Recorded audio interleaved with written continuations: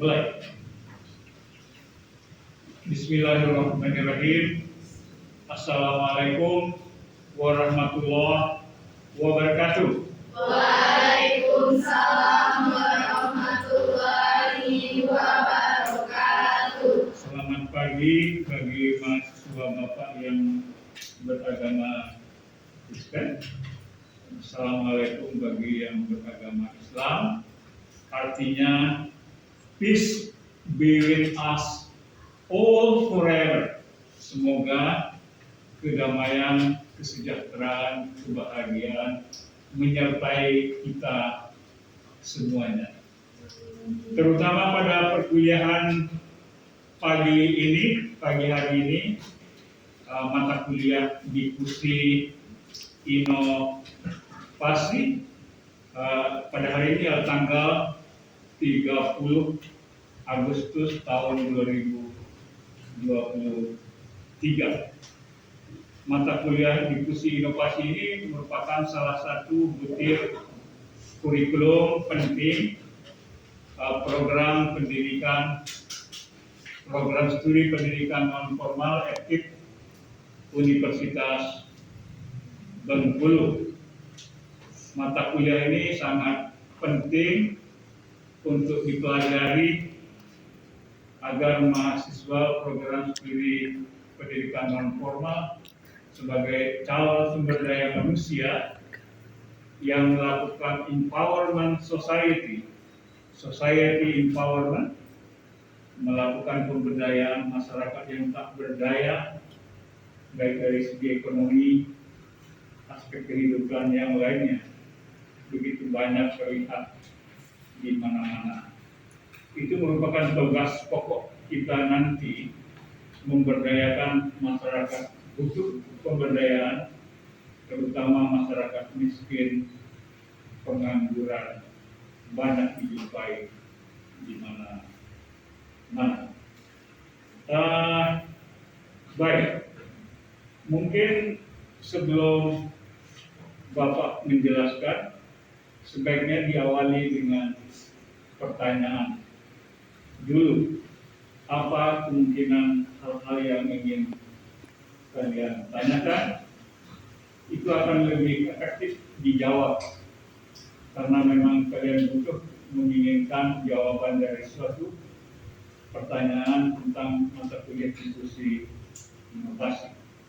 Yang kedua adalah agar supaya mahasiswa lebih aktif belajar. Student active in learning, active in making question to be got the answer from your lecture. Teori mahasiswa aktif belajar learning by doing juga kita terapkan pada perkuliahan ini, dan secara tidak langsung wujud perkuliahan kita ini merupakan suatu inovasi agar supaya kita lebih merasa senang di dalam proses pembelajaran, tidak mengulangi cara-cara lama yang membuat kita bosan dan this is an innovation in learning. Oke, mungkin ada yang ingin bertanya, silakan. Oke, pertanyaan nomor 1, coba berdiri bertanya. Baik, Bapak izin bertanya. Perkenalkan, nama saya Selvi Dewina Putri. Ya. Pertanyaannya, apa kemanfaatan kuliah diskusi inovasi bagi mahasiswa pendidikan non formal? Oke, pertanyaan yang sangat bagus. Apapun kita harus menanyakan manfaat dulu, ya. Apa gunanya kita belajar sesuatu tanpa mengetahui kemanfaatannya? Semangat belajar kita menjadi rendah. Kemanfaatan belajar diskusi inovasi adalah, diskusi itu adalah cara menularkan, cara menyebarkan sesuatu dari agen pembaharu, agen perubahan dari seseorang atau kelompok kepada masyarakat, kepada halayak ramai yang membutuhkan. Itu difusi, menularkan, mentransfer, membagikan. Inovasi adalah sebuah temuan yang unik, yang belum pernah terjadi, yang besar manfaatnya bagi masyarakat dalam rangka pemberdayaan, peningkatan kesejahteraan hidup masyarakat. Seperti masyarakat banyak kita jumpai kemiskinan di mana-mana. Tentu mereka ini kemampuan untuk membuka lapangan kerja dan mencari pekerjaan masih dinilai kurang. Kekurangannya itulah kita temukan cara-cara pemberdayaan buat mereka seperti melakukan pelatihan-pelatihan yang unik atau membelajarkan mereka hal-hal yang bernilai ekonomi, sehingga apabila mereka tahu dan terampil, mereka akan bisa berbuat dan hasilnya mereka bisa jual. Contoh umpamanya, di sana sini kita jumpai banyak kulit pisang yang dibuang begitu saja di tong sampah. Nah, kulit pisang ini kita inovasikan, kita buat menjadi produk makanan dodol yang lezat. Tentu dengan produksi dodol yang lezat tadi, bahan kulit pisangnya banyak berserakan di mana-mana, bisa kita manfaatkan untuk dibuat makanan yang bergizi dan bermanfaat. Nah, masyarakat, terutama ibu-ibu yang belajar bagaimana membuat dodol dan memasarkannya, itu adalah diskusi inovasi yang bisa kita lakukan bagi mahasiswa program studi pendidikan non formal.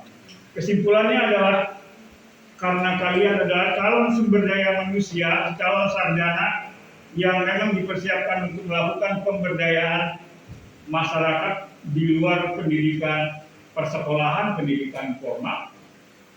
Tentu kalian perlu mempersiapkan diri dengan keterampilan keahlian bagaimana menyebarluaskan, mendifusi, inovasikan sebuah inovasi yang bermanfaat agar masyarakat banyak menjadi tahu, kemudian mereka berbuat, lalu mereka memproduksi, mereka menjual, mereka dapat uang, mereka dapat memenuhi kebutuhan hidup dan akhirnya sejahtera.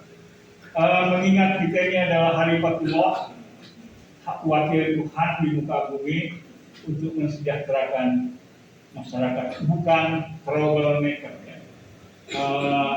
Sumber daya manusia yang di mana-mana suka membuat kekacauan, keonaran. Kita adalah calon sarjana yang siap untuk menolong, memberdayakan masyarakat yang butuh bantuan. Di dunia kita sejahtera, di akhirat kita masuk surga, insya Allah. Karena perbuatan yang kita lakukan nanti adalah mulia, ya. Oke, itu jawaban sementara dari Bapak. Mungkin ada pertanyaan yang lain? Ya, berdiri, perkenalkan namanya. Izin bertanya kepada Bapak selaku dosen melaksanakan studi inovasi pendidikan. Ya. Sebelumnya perkenalkan nama saya Rita Karina, Pak. Pertanyaannya, Pak, siapa pencetus teori difusi inovasi? Oke, pertanyaannya bagus. Kita ingin tahu siapa pencetus teori difusi inovasi. Yang menentukan itu orang Barat, ya. Ilmuwan yang pemerhati tentang banyaknya kemiskinan, pengangguran, banyaknya masyarakat yang butuh pemberdayaan. Beliau itu namanya Edward Rogers. Edward Rogers tahun 1964. Penemuan itu 1964, sudah berapa tahun yang lalu. Ternyata teori ini masih tetap kita pakai karena memang kita membutuhkannya. Dan luar biasa banyaknya pahala amal ibadah yang diputuskan oleh beliau, sehingga ilmu itu masih digunakan. Banyak masyarakat berdaya karena menerapkan teori itu. Tapi pada hakikatnya adalah di balik Mr. Edward Rogers itu, yang berbuat itu adalah sebenarnya Tuhan yang Maha Esa yang menciptakan Edward Rogers itu sendiri. Efren Rogers itu sosok manusia, di belakangnya yang berbuat adalah Tuhan yang Maha Esa. Efren Rogers itu ibarat wayang, yang menggerakkan adalah dalamnya adalah Tuhan yang Maha Esa. Oke, itu sementara jawaban dari Bapak. Pertanyaan berikutnya, pertanyaan yang ketiga. Oke, silakan berdiri, perkenalkan namanya. Bertanya Pak, perkenalkan nama saya Andi Dini Fauzana. Keras-keras suaranya sedikit, Bapak tidak dengar. Perkenalkan nama saya Andi Dini Fauzana. Ini bertanya, berikan dan jelaskan contoh-contoh diskusi inovasi yang pernah dilakukan di Indonesia. Oh ya, pertanyaan yang bagus dengan adanya memberikan contoh-contoh diskusi inovasi yang sudah pernah dilakukan di Indonesia termasuk di Bengkulu. Dengan contoh itu nanti kalian akan tambah jelas bagaimana wujud pelaksanaan diskusi inovasi ya. Oke, pertanyaan yang sangat bermutu. Oke, baik. Diskusi inovasi yang pernah dilakukan di Indonesia, contoh penerapan penggunaan helm dalam berkendara motor roda 2, bukan dipakai di dalam mobil ya, dipakai untuk kendaraan roda 2. Secara relatif advantage-nya, kemanfaatannya besar sekali. Helm itu untuk melindungi kepala, karena kepala ini isinya ada otak. Otak itu adalah organ tubuh manusia yang paling mahal harganya. Kalau otak rusak, maka hancurlah kehidupan manusia itu. Oleh karena itu, pencetusnya itu berkreasi, berinovasi, menciptakan helm. Lalu helm itu didiskusi inovasikan ke seluruh Indonesia. Awal-awalnya tidak semua masyarakat pengendara roda 2 itu mau menerima. Pemerintah tetap berjuang dengan segala upaya agar masyarakat semuanya yang berkendara roda 2 menggunakan helm demi keselamatan pengendara. Lama-lama masyarakat semakin sadar relatif advantages-nya, kemanfaatan penggunaan helm itu. Akhirnya pelan tapi pasti banyak yang menggunakan helm pada akhirnya. Tetapi pada saat diskusi inovasi, masyarakat ada yang mencemooh. Padahal itu sebenarnya keinginan pemerintah itu baik. Ada yang sengaja membawa kambing dombanya di depan kantor polisi. Kambing dombanya itu pakai helm. Nah, itu sebenarnya mencemooh. Polisi mau marah, tapi lucu juga ada domba pakai helmnya. Akhirnya polisi itu hanya tertangan lihat, terdiam. Ada lucunya, ada juga rasa kesannya bagi polisi yang sehat, apa pikirannya dia didiamkan saja berlalu. Kemudian ada juga pejalan kaki menggunakan helm. Tapi itu juga ada baiknya kalau dia ditabrak, helm masih menolong. Cuma kelihatan tidak rapi ya, jalan kaki pakai helm. Contoh yang kedua, diskusi inovasi bidang keluarga berencana. Motor penggeraknya itu presiden, ide utamanya dari Bapak Presiden Soeharto almarhum, the best president of Indonesia ya. Kita masih banyak mengingat jasa baik dan kecerdasan beliau memimpin negara Republik Indonesia, membuat Indonesia sejahtera pada saat itu. Keluarga berencana itu anak 2 cukup, karena banyak masyarakat Indonesia miskin, gara-gara punya anak banyak, akhirnya tidak terbiayai.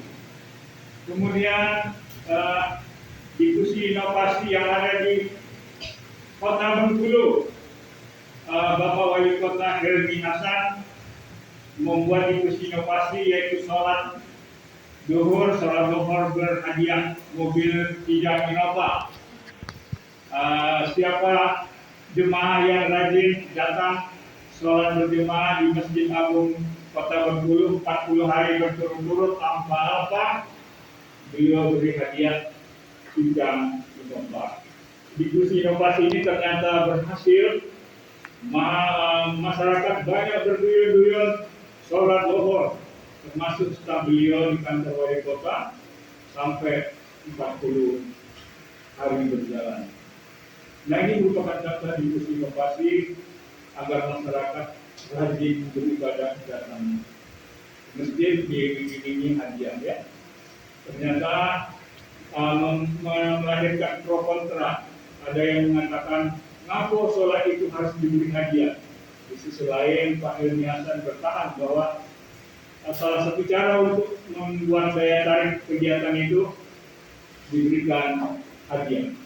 Ternyata berhasil pada saat itu. Itu contoh diskusi inovasi yang pernah dilakukan. Mungkin ada yang lain yang terpikir oleh kalian, contoh yang lain diskusi inovasi yang lain, ada yang bisa memberikan komentar. Oke, silakan. Ya, silakan memberikan komentar.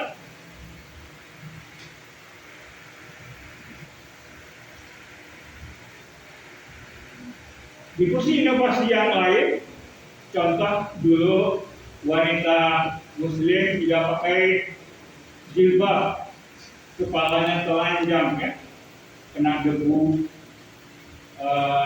Setelah dilakukan diskusi inovasi bahwa masyarakat Muslim yang wanita sebaiknya menggunakan jilbab, di samping ini memang perintah agama dan juga menyimpan banyak kemanfaatan bagi wanita itu sendiri. Pertama, nenek-nenek, ibu-ibu yang masih cantik wajahnya tapi rambutnya sudah beruban, dengan adanya jilbab menjadi tertutup ya, tertolong.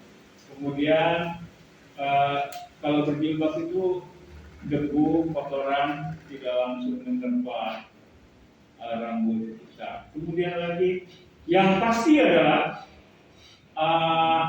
wanita yang berjilbab itu look so very beautiful.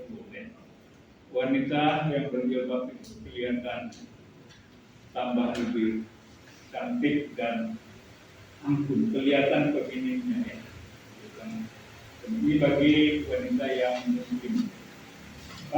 Di samping itu juga pemanfaatan yang lain dengan adanya jilbab membuka lapangan kerja.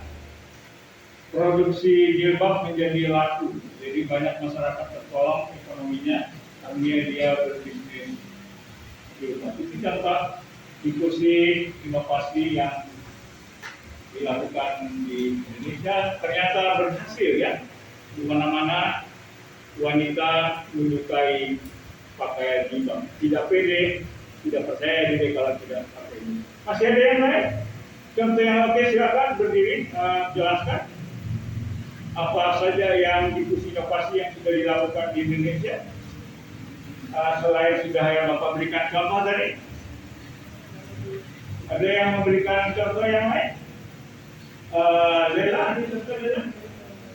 Tidak ada, yang lain tidak ada? Tidak ada. Oke, baiklah kalau begitu silakan bertanya ke butir pertanyaan yang lain. Silakan ya, berdiri tegak supaya terlihat jelas. Ya. Perkenalkan, nama saya Dewi Zafir Nasutia. Izin bertanya Pak, inovasi apa yang dinilai urgent untuk segera diinovasikan pada masyarakat? Oke, pertanyaan yang bagus. Kalau menurut Bapak yang urgent adalah permasalahan yang kita lihat di Indonesia khususnya yang kaum muslim sudah naik haji, rajin sholat ke masjid, kok masih sering kita jumpai ada oknum yang berbuat jolim ya, berbuat jolim kepada sesamanya manusia. Padahal di dalam sholat itu dikatakan inna sholat tanha 'anil fahsya'i wal munkar. Sesungguhnya apabila kita melakukan sholat yang benar, kita akan terhindar dari perbuatan keji dan munkar. Akhirnya artinya bahwa kalau kita rajin sholat, kita akan selalu berbuat baik kepada manusia dan kepada lingkungan. Tetapi pada kenyataannya, mengapa masih banyak yang berbuat zalim?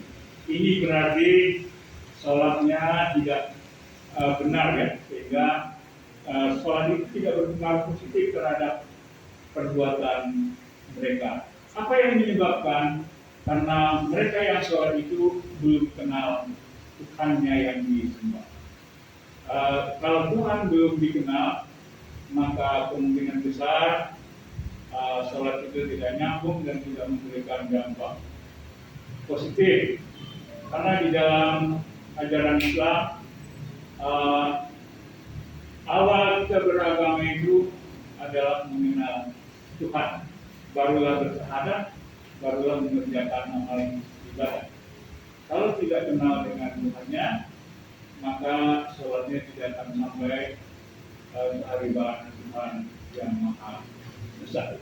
Banyak ayat dan hadis mengatakan seperti itu ya. Tidak usah Bapak ungkapkan, nanti kalian akan tahu sendiri.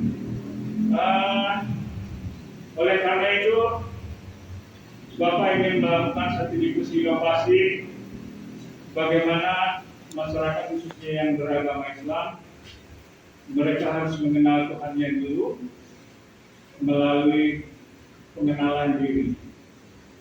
Manusia, khususnya orang Islam, kalau dia mau mengenal Tuhannya itu, dia harus mengenal siapa dirinya.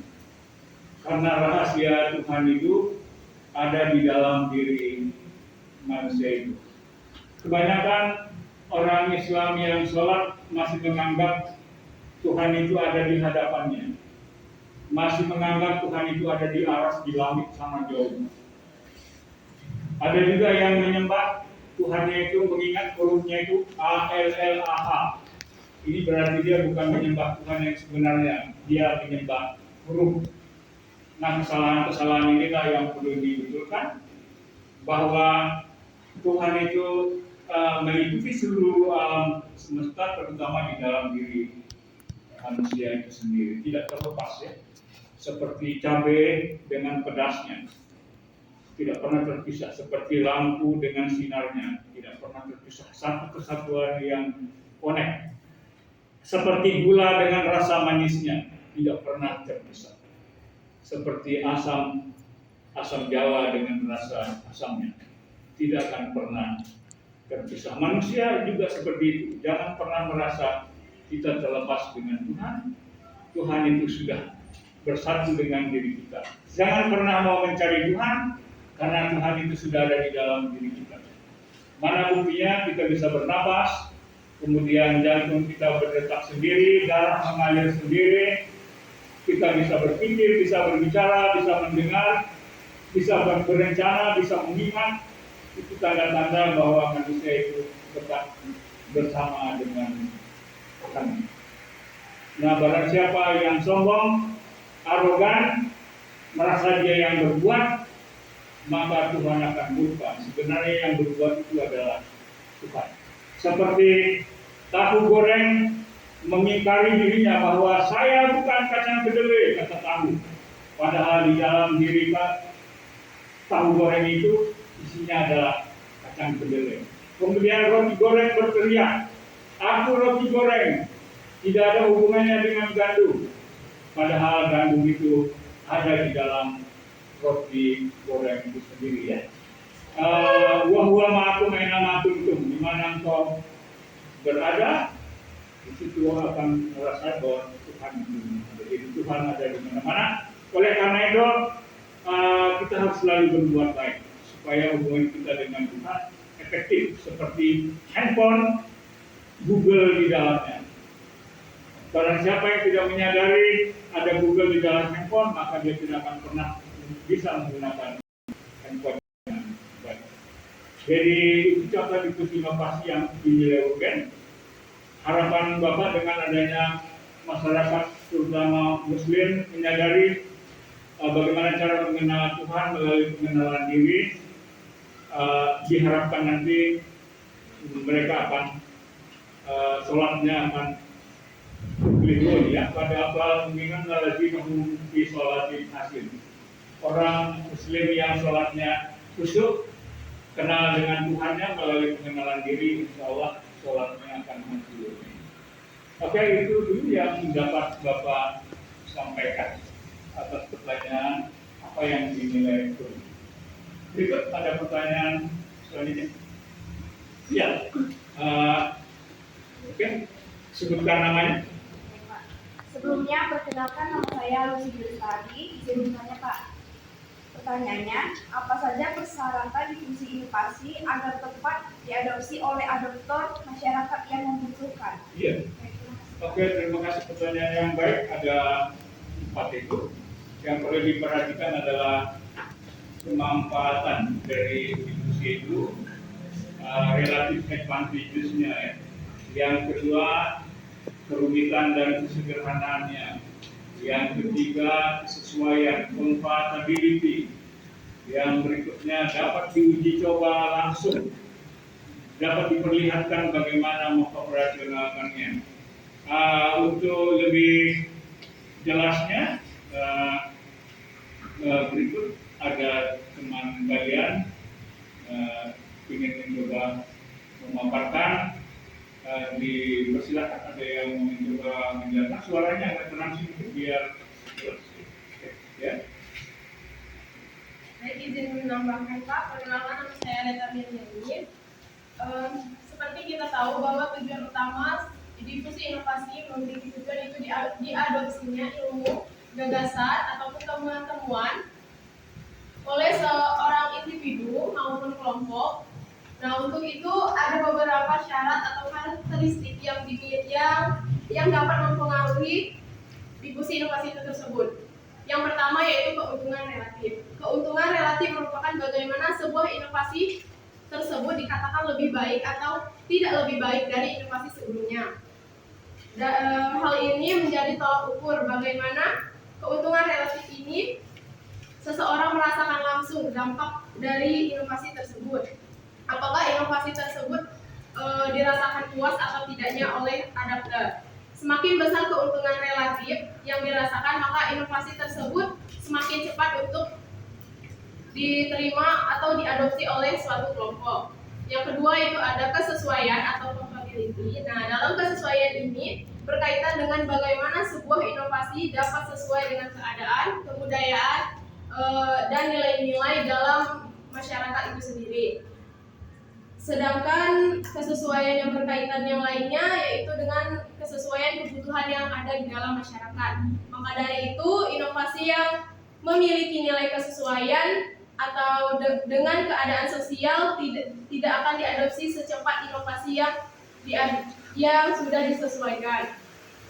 Yang ketiga yaitu ada kerumitan. Kerumitan atau kompleksiti merupakan tingkatan ketika suatu inovasi dianggap memiliki kerumitan sehingga relatif lebih sulit untuk dimengerti menggunakan inovasi tersebut. Semakin rumit sebuah inovasi, maka semakin rumit inovasi tersebut diadopsi oleh adapter. Nah, begitupun sebaliknya, jika inovasi tersebut mudah dipahami, maka inovasi tersebut lebih mudah diterima oleh adapter. Yang keempat yaitu ada dapat diuji coba. Di sini memiliki arti jika dapat diuji coba dalam skala hal kecil, biasanya juga lebih cepat diadopsi dibandingkan inovasi yang tidak diuji coba terlebih dahulu. Dengan diuji coba terlebih dahulu, sebuah inovasi lebih mudah diketahui sesuai dengan tidaknya. Para adopter juga tentunya dapat lebih mudah mengetahui kelebihan ataupun kekurangan sebelum akhirnya mereka memutuskan untuk mengadopsi seluruhnya. Baik, terima kasih.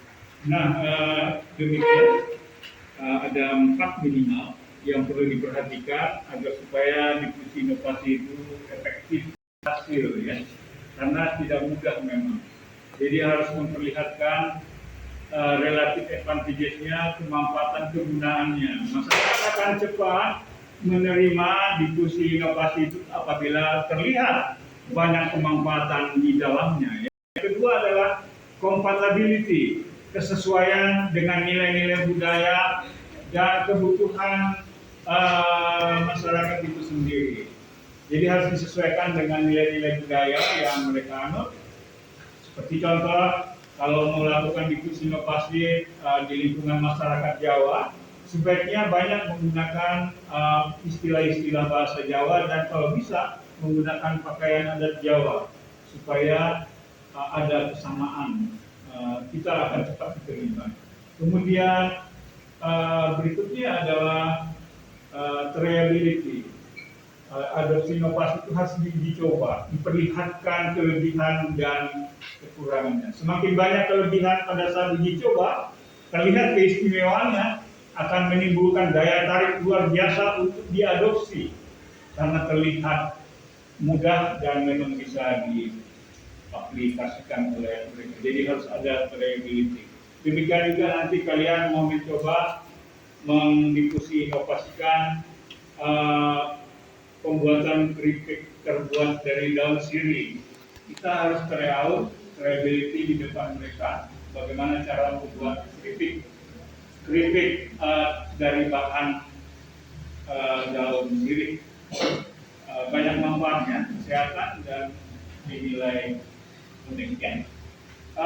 Seperti tambahan penjelasan dari Bapak, semoga semakin jelas. Kemudian masih ada pertanyaan berikut, silakan.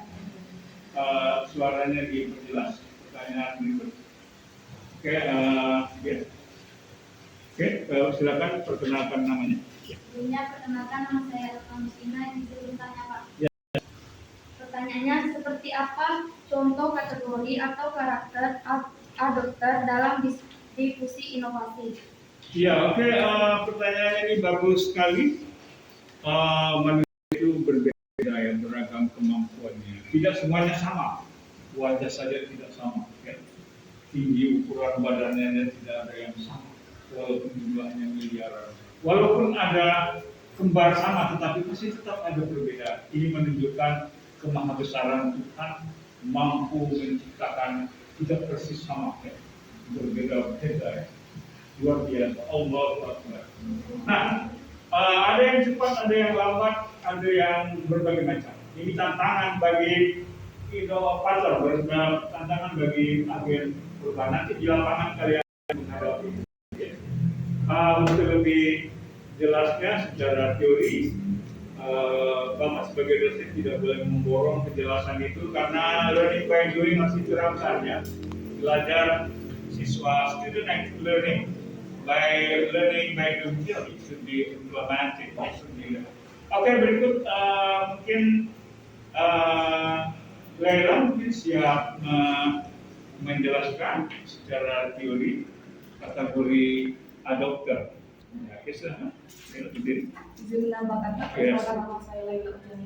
Jadi di sini saya akan menjawab pertanyaan dari Pak, yaitu seperti apakah contoh kategori adopsi dalam inovasi difusi inovasi. Yang pertama, inovator. Inovator merupakan orang yang memperkenalkan inovasi, gagasan, ide, atau metode yang baru. Seorang inovator biasanya memiliki ciri utama sebagai individu yang menyukai tantangan dan berani mengambil risiko. Mereka juga tentunya memiliki kemampuan ekonomi yang dapat mendukungnya menjadi seorang inovator. Terhitung hanya 25% individu yang berani menjadi seorang inovator. Lalu yang kedua yaitu early adopter, yaitu perintis atau pelopor. Perintis atau pelopor dapat diartikan sebagai seseorang yang memulai untuk mengerjakan sesuatu. Perintis atau pelopor ini akan bersedia saat memulai inovasi dalam sebuah kelompok. Biasanya mereka memiliki ciri utama sebagai seorang yang terpandang dan memiliki pengikut dalam suatu lingkungan sosial. Ada sekitar 13,5% orang yang termasuk ke dalam kategori early adopter. Yang ketiga yaitu early majority, pengikut dini. Pengikut ini merupakan mereka yang bersama-sama menjadi pengikut awal dalam suatu inovasi. Seseorang yang merupakan pengikut ini memiliki ciri khas berupa pertimbangan yang matang sebelum mengambil sebuah keputusan. Ada sekitar 34% orang dalam suatu kelompok sosial yang termasuk dalam early majority. Lalu yang keempat adalah late majority, yaitu pengikut akhir. Merupakan mereka yang secara bersama-sama menjadi pengikut terakhir dalam suatu inovasi.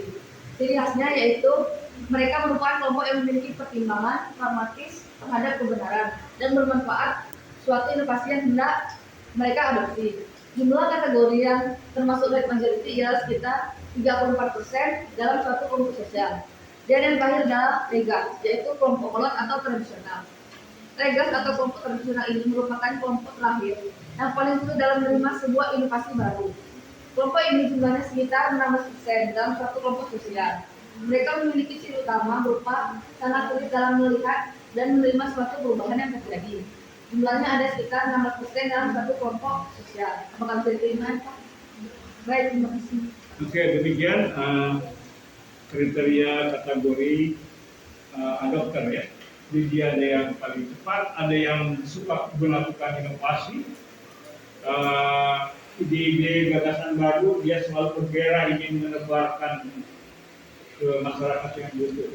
Inilah yang kita harapkan sarjana pendidikan non formal nanti selalu punya ide segar, ide baru, how to empower society who has a lot of problem.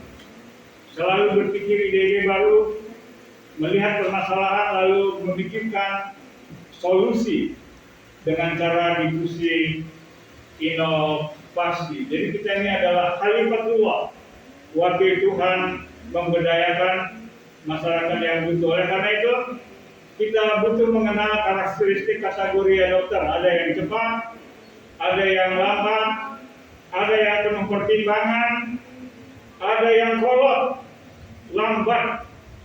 Itu pengikut yang paling parah itu ya, yang terlambat. Kita banyak jumpai di Indonesia ya. Tapi semuanya kita kembalikan itu adalah ciptaan Tuhan yang Maha Esa di skenario seperti itu.